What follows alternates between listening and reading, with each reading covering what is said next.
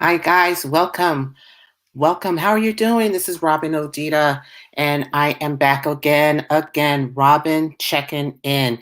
So, I was doing this three-part series to share with you guys some tips and things that you can consider, during this whole pandemic. And, it's been great. The feedback has been awesome. The comments have been awesome. So, I just want to thank you guys so much.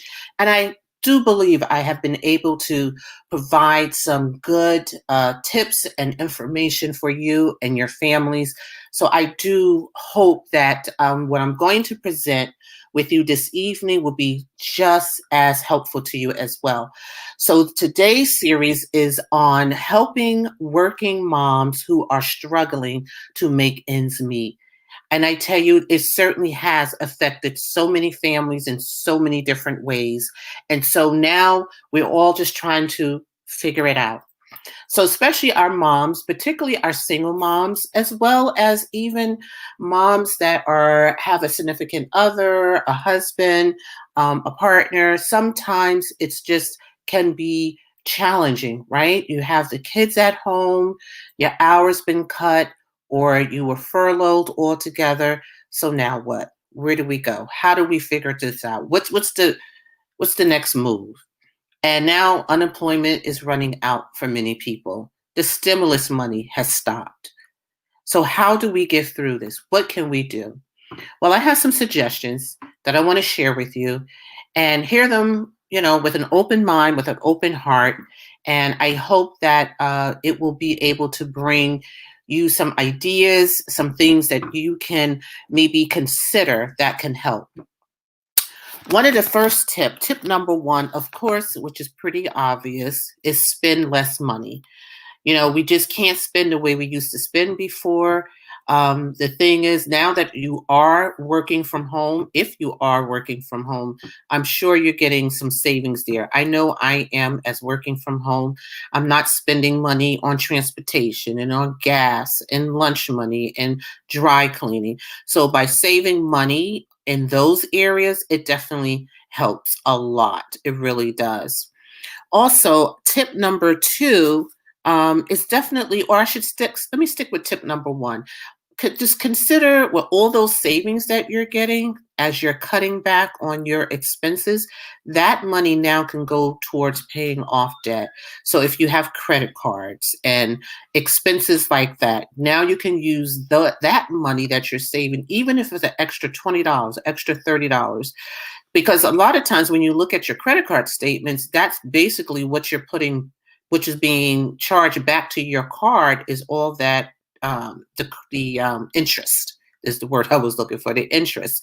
So even that little extra money makes a huge difference, and just getting that debt down, just chipping away at it.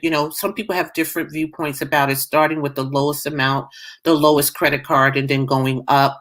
But whatever method you use, definitely try to cut back on expenses. And it might mean, something simple as cutting back on your cable bill. Instead of having all those channels, you may have to cut back to just the basic, or no cable at all, other than maybe keeping internet because you want to keep your Wi-Fi. It may be just a lot of people now don't even bother with cable because it's not too much on there anymore, to be honest with you. A lot of people watch TV on their computers, on their laptops, and on their phones. So those are maybe an alternative or suggestion, just ways to cut back on your expenses. So that's tip number one. Tip number two, and I talked about this yesterday, about starting a home-based business. It's really, and I know I keep bringing it up and talking about it. It's just because it just makes sense now. It's just starting a home-based business, creating that additional stream of income. What are you good at? What do you like to do? So starting a home-based business creates an additional stream of income, of course. And I would definitely suggest that you take a course by a woman by the name of Dr. Lynn Richardson. I would highly recommend taking a course with her because she goes through what it takes to start a home-based business. And she also talks about the tax advantages and the things that you can do. And a lot of the things I talked about yesterday, I learned those tips and information just from attending Lynn Richardson's workshops and seminars. I just took her webinar this morning. It was awesome. It was really, really great. She gave a lot of information, a lot of good tips. So educate yourself. This is a great time if you're working from home, if you're furloughed or paid or working part-time and you're working from home. This is a great time to educate yourself. I know my son now, he's taking a real estate class virtually. This is a great time to do that, to hone in on your skills. So definitely take advantage of opportunities to educate yourself. So that's tip number 2, start a home-based business and educate yourself. Now, tip number 3, well, what kind of home-based business? Well, I'm going to share with you some things that you should look for when you are trying to decide what kind of home-based business. One, definitely you want something that has a small startup, because you may not have the capital or the money right now to do no $5, $10, $15,000 startup with a business, but maybe you can find something that's more reasonable. So look for something that has a small startup cost. The second thing you want to consider when you're looking for a small base business is something that's out of the box, something that very easily you can just literally, you can just pick it up and start with it immediately. It doesn't take 6 to 8 weeks to get it up and running. By the time you get the licensing and the any kind of it might be materials that you need that has a long lead ordering on it, or some other thing that takes you a while to get it up and going. You want something easy that you really can start right away, right out of the box. The other thing you want to look for is, does that home-based business have multiple ways for you to make money, multiple ways of streams of income? Make sure it's not something where you're only just selling one thing or one product or service. Have other ways that you can bring in income through that home-based business, which has different avenues of ways of making money. So that's one thing you want to think about. Another thing you want to think about is, what are you passionate about? What do you enjoy? Do you enjoy working with people?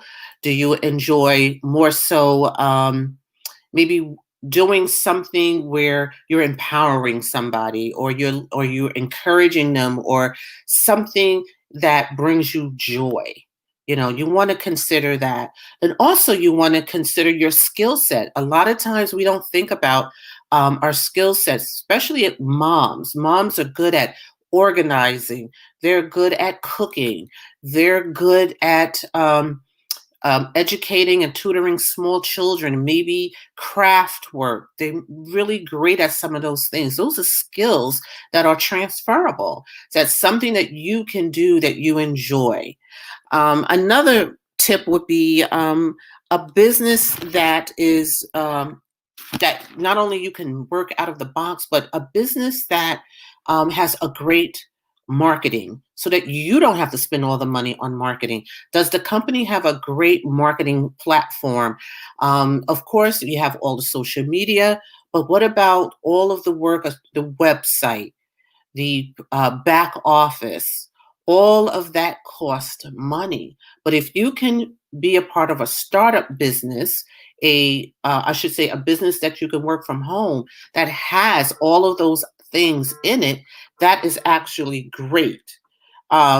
So that's another thing you want to consider. Does it have free training? Does this startup business have free training? Does it have a back office? Does it already have marketing? Does it have a brand name, a name that people recognize and trust, that you can connect with? So that's important. Also, too, does it have a buyback program if it's something that has products, right? If it's products, if it's jewelry or makeup or pots and pans or spices, whatever it is, do they have a buyback program? So what if you bought some inventory? Are you stuck with that inventory? If you decide something happens and you don't want to continue the business, is there a buyback program? So you want to think about all these tips, all these things when you are considering a home-based business. But I cannot re-emphasize this anymore. If you are a mom and you are trying to just figure it out, please message me the word me, and we will set up a free consultation. We'll talk about it, and maybe we can come up with some ideas together. And I'd like to share some opportunities with you for sure. And definitely, I will share the resource guide of some of the things that we talked about. Definitely send you the link to Miss Dr. Richardson. And like I said, definitely check out her website. It's awesome. I'm going to send you the link in that and some of the tips that we talked about as well. So these tips again is reduce your budget, spend less money.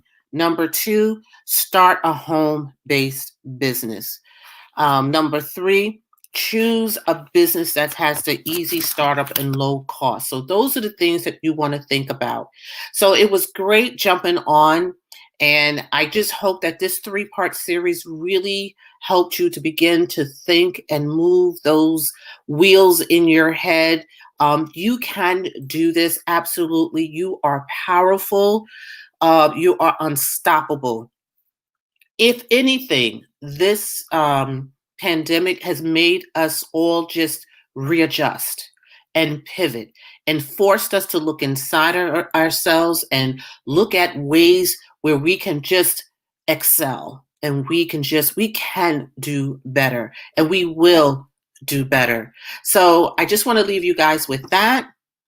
And thank you so much for watching and joining me this evening. If you have any questions, I'll be happy to share with you.